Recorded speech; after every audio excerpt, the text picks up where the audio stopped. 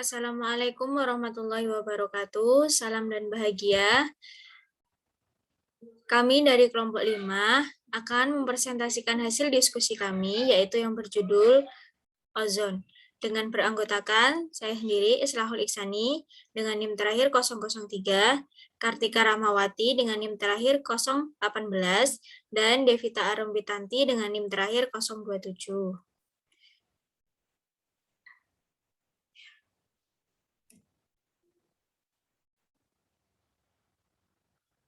Ozon adalah molekul gas yang tersusun dari 3 atom oksigen yang secara alami terdapat di atmosfer bumi dan menyerap radiasi sinar ultraviolet pada panjang gelombang tertentu. Sebanyak 90% konsentrasi ozon terdapat di stratosfer di ketinggian 35–45 km di atas permukaan bumi membentuk lapisan ozon. Dengan sisanya 10% terdapat di troposfer atau permukaan bumi. Berkebalikan dengan fungsi ozon di stratosfer, ozon pada lapisan troposfer merupakan pencemar udara yang dapat merusak fungsi pernafasan pada manusia serta tumbuhan. Yang selanjutnya yaitu pembentukan lapisan ozon. Ozon terbentuk secara alami melalui siklus Chapman, di mana reaksi pemecahan molekul oksigen atau O2 oleh sinar UV menjadi 2 atom oksigen yang kemudian bereaksi dengan molekul oksigen lain menjadi molekul O3. Pembentukan molekul ozon paling banyak terbentuk di daerah tropis karena intensitas cahaya UV paling optimum di daerah tersebut.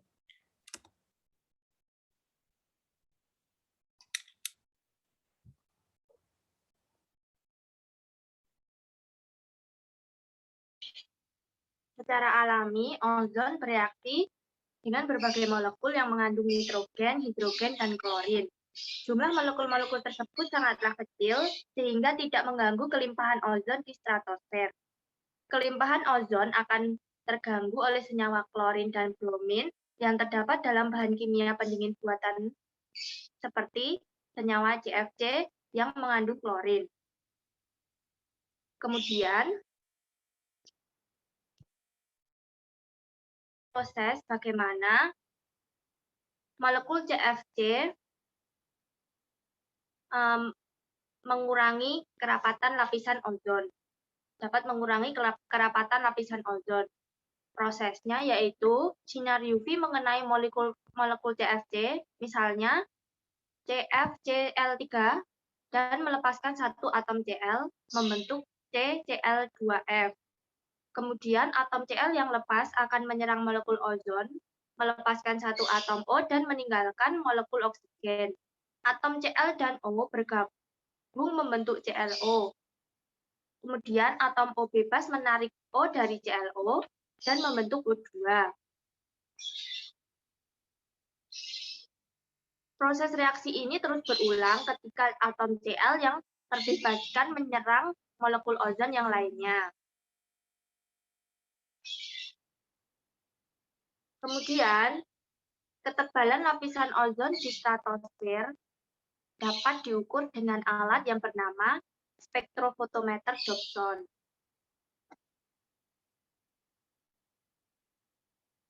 Satuan yang digunakan untuk mengukur ketebalan lapisan ozon adalah Dobson unit atau DU, di mana 1 DU adalah jumlah molekul ozon yang dibutuhkan untuk membentuk satu lapisan ozon setebal 0,01 mm pada suhu 0 derajat Celcius dan tekanan 1 atmosfer.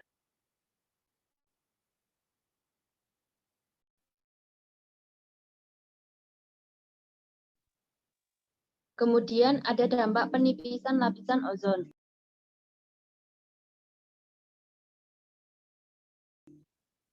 Penipisan lapisan ozon menyebabkan peningkatan radiasi sinar UVB yang berdampak pada kerusakan sistem perlindungan alami makhluk hidup sehingga meningkatkan kerentanan ketahanan pada manusia, hewan, dan tanaman. Pada manusia, paparan sinar UVB dapat menyebabkan katarak dan menurunnya kekebalan sel kulit yang dapat berujung pada kanker kulit. Hal ini dapat juga terjadi pada hewan. Radiasi sinar UVB yang berlebihan dapat menghambat metabolisme tanaman sehingga pertumbuhan tumbuh lebih lambat dan menjadi kerdil. Dampak paparan sinar UVB pada ekosistem perairan juga berakibat buruk pada distribusi fotoplankton.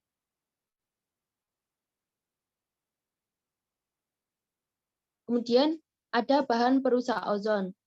Bahan perusak ozon atau BPO itu merupakan senyawa kimia yang terdiri dari unsur karbon, hidrogen, klorin, atau bromin. Senyawa ini sangat stabil dan tidak mudah terurai pada lapisan atmosfer bawah atau troposfer.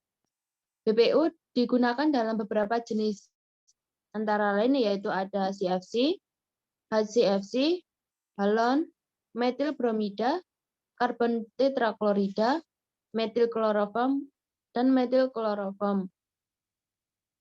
Bahan perusak ozon banyak digunakan dalam peralatan pendingin seperti lemari es, pendingin ruangan AC, pemadam kebakaran, industri busa, bahan pelarut, dan proses karantina pelabuhan. Adapun cara penanggulangan lapisan ozon yang menipis. Yang pertama, kita dapat mengurangi penggunaan kendaraan pribadi. Emisi yang dihasilkan oleh kendaraan akan membahayakan keberadaan lapisan ozon seiring dengan banyaknya jumlah kendaraan. Hal ini juga dapat disiasati dengan memulai menggunakan transportasi umum untuk mengurangi jumlah kendaraan di jalan. Jadi, selain mengurangi penipisan lapisan ozon, juga sebagai solusi untuk mengurangi kemacetan. Yang kedua, ada menggunakan bahan yang bersahabat dengan lingkungan. Contohnya di bidang pertanian, sebaiknya kita menghindari penggunaan pestisida yang mengandung zat metil bromida yang juga berperan dalam penipisan ozon.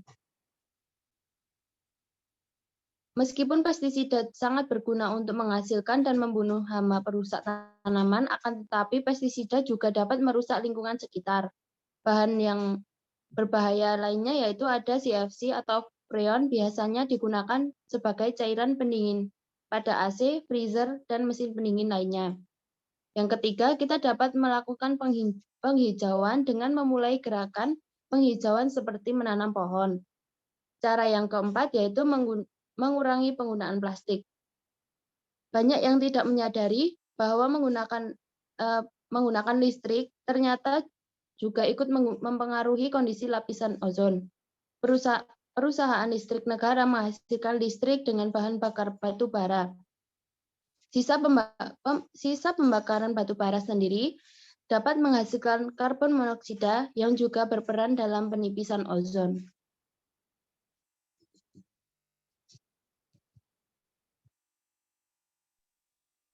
Sekian yang dapat kelompok kami sampaikan. Kurang lebihnya kami mohon maaf. Wassalamualaikum warahmatullahi wabarakatuh. Salam dan bahagia.